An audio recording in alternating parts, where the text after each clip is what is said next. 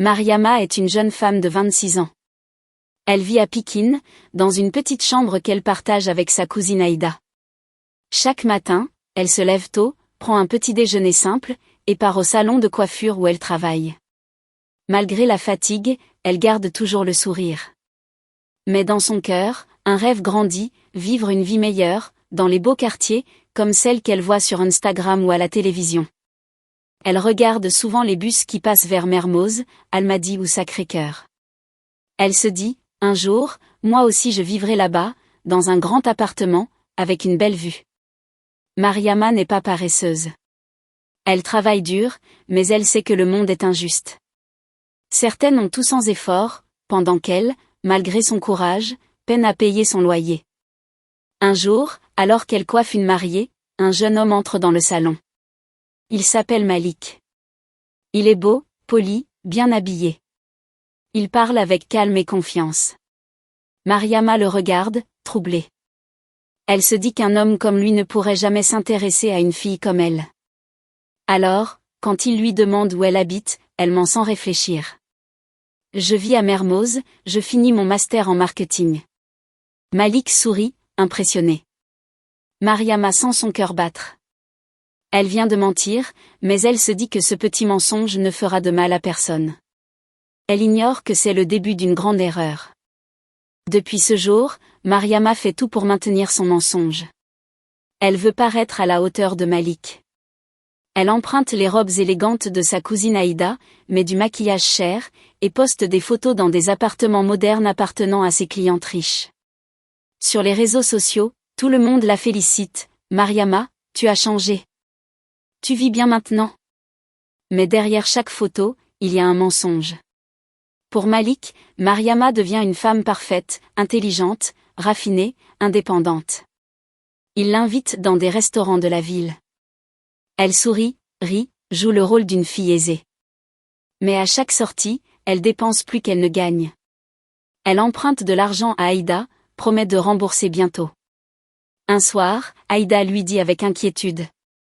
Mariama, tu joues avec le feu. Le mensonge ne dure jamais. Mais Mariama répond. Tu ne comprends pas, Malik est différent. Si je lui dis la vérité, il va me quitter. Alors elle continue. Chaque jour, un nouveau message, une nouvelle photo, un nouveau faux détail. Mariama se sent prisonnière, mais elle aime trop cette vie qu'elle montre. Elle ne veut plus être la fille pauvre du quartier. Elle veut être la fille de Mermoz, même si ce n'est qu'un rêve emprunté. Le temps passe. Mariama et Malik sortent souvent ensemble. Ils vont dans les cafés chics, les cinémas, les brunchs. Mariama se sent comme dans un rêve. Mais derrière ce sourire, la pression monte.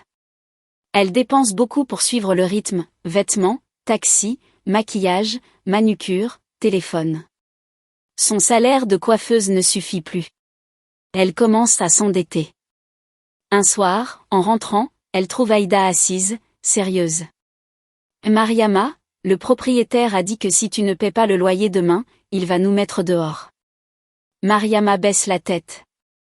Mais le lendemain, elle sort quand même dîner avec Malik, pour ne pas casser l'image. Elle vit deux vies, la vraie, difficile et pleine de dettes, et celle du mensonge, brillante et enviée. Elle se regarde parfois dans le miroir et se dit. Est-ce que Malik m'aimerait encore s'il savait que je vis ici, à Pikine? Mais elle rejette cette pensée. Elle veut croire que le mensonge lui donne le temps de devenir quelqu'un. Pourtant, la vérité n'attend jamais longtemps avant de frapper. Un dimanche matin, Malik propose à Mariama de rencontrer sa famille. Elle panique. Elle ne peut pas l'emmener à Pikine. Alors, elle appelle une amie et loue un petit appartement à Mermoz pour la journée. Elle décore vite, prépare du jus, et invente une histoire. L'amie joue le rôle de sa sœur, soi-disant mariée à l'étranger. La rencontre semble bien se passer. Mais Malik, intelligent et observateur, remarque un détail étrange. Quand la sœur parle, elle appelle Mariama Fatou. Surpris, il demande. Je croyais que ton prénom complet était Mariama Ndiaye? Mariama rit nerveusement. Oui, mais ma sœur m'appelle Fatou depuis l'enfance, c'est rien. Malik sourit, mais son regard devient plus froid.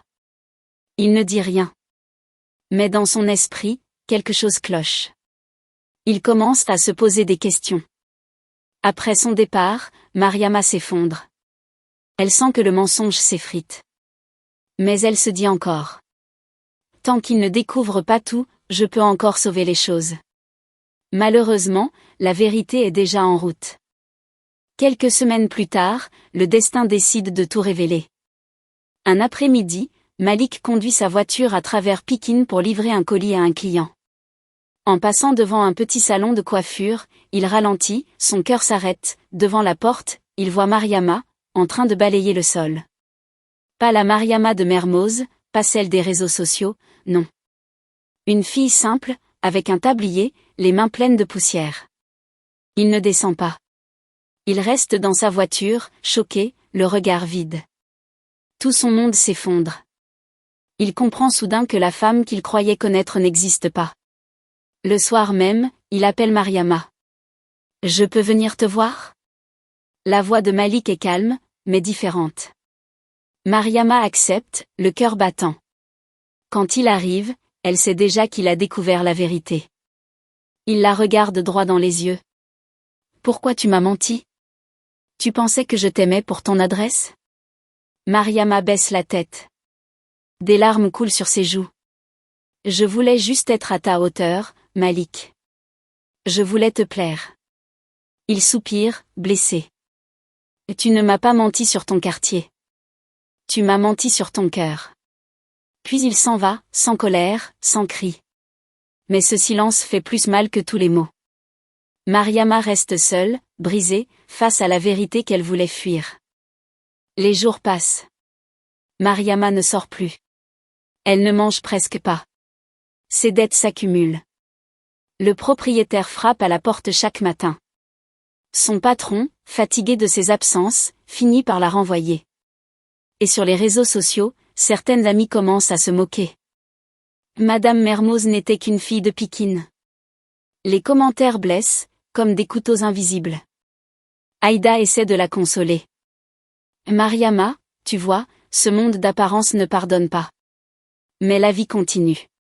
Mariama pleure en silence. Elle regarde ses photos anciennes, toutes ces images fausses, et se sent étrangère à elle-même. Elle se rend compte qu'en voulant cacher sa pauvreté, elle a perdu bien plus que l'amour de Malik, elle a perdu sa paix intérieure. Son cœur est vide. Pendant plusieurs jours, elle reste enfermée, sans parler à personne. Puis, un soir, Aïda lui prend la main et dit doucement. Le mensonge t'a rendue belle pour les autres, mais la vérité te rendra libre. Ces mots la frappent. Elle comprend que tout doit recommencer. Qu'elle doit se relever, mais cette fois avec vérité et humilité. Un matin, Mariama se lève tôt. Elle décide de changer. Elle éteint son téléphone, supprime toutes ses photos de luxe. Puis elle retourne au salon, non pas comme cliente, mais pour demander pardon à son ancien patron. Avec courage, elle reprend son poste. Elle travaille dur, apprend chaque jour, et suit une formation du soir en coiffure professionnelle. Petit à petit, elle reprend confiance. Elle comprend que le vrai respect ne vient pas des vêtements ou des likes, mais de l'honnêteté. Chaque cliente satisfaite devient une fierté. Un jour, en rentrant du travail, elle s'arrête devant un miroir et se regarde longuement. Elle se dit. Ce n'est pas la Mariama de Mermoz, mais c'est la vraie Mariama. Et ça me suffit. Aïda sourit en voyant le changement. Mariama commence même à économiser un peu d'argent, rêve d'ouvrir son propre salon. Cette fois, sans mensonge. Elle sent que Dieu l'a pardonnée, et surtout qu'elle se pardonne enfin à elle-même. Quelques mois plus tard, une foire artisanale est organisée à Dakar. Mariama y participe pour la première fois. Elle présente ses perruques et tresses faites main. Elle se tient droite, souriante, fière de son travail. Et puis, comme par hasard, entre les stands, une silhouette familière apparaît. C'est Malik. Le temps semble s'arrêter. Leurs regards se croisent, remplis de souvenirs. Malik s'approche doucement. Mariama ? Oui, c'est moi. Il la regarde. Pas de maquillage excessif, pas de faux bijoux. Juste elle, naturelle et belle. Tu sembles différente. Elle sourit.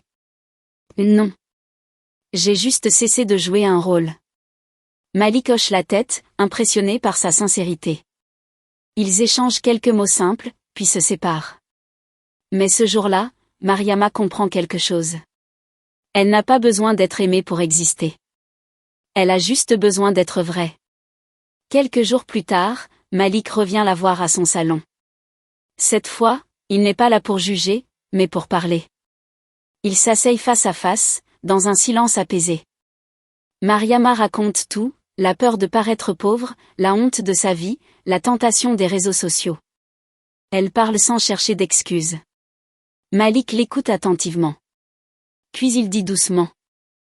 Tu vois, Mariama, tu pensais que je voulais une femme parfaite. Mais moi, je voulais une femme vraie. Elle baisse les yeux, émue. J'avais peur qu'en me montrant telle que je suis, tu partes. Il répond. Et c'est le mensonge qui t'a fait perdre ce que la vérité aurait pu sauver. Il rit légèrement, comme deux personnes apaisées. Pas d'amour retrouvé, pas de promesses, juste le respect, la paix, et un début d'amitié sincère. Mariama se sent légère, libérée d'un poids qu'elle portait depuis trop longtemps. Partie dit la leçon du loyer. Quelques années passent. Mariama a ouvert son propre salon de coiffure à Pikine. Le nom brille sur une pancarte rose, Authentic Beauty. 3 jeunes filles travaillent avec elle. Elle leur répète souvent. Ne mentez jamais sur qui vous êtes. La beauté commence par la vérité.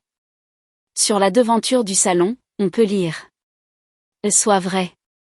Sois belle. Les clientes viennent de loin pour se faire coiffer par Mariama la vraie.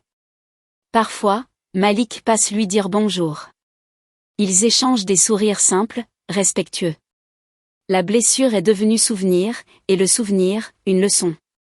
Le mensonge peut te louer une belle vie pour un moment. Mais la vérité, elle, te donne une maison pour toujours. Et ainsi, Mariama découvre le vrai luxe. Celui d'un cœur en paix, d'une vie honnête, et d'une fierté qui ne coûte plus rien à payer. Morale, le faux luxe finit toujours par coûter plus cher que la vérité. Être vrai n'attire peut-être pas tout le monde, mais cela attire les bonnes personnes et la paix intérieure.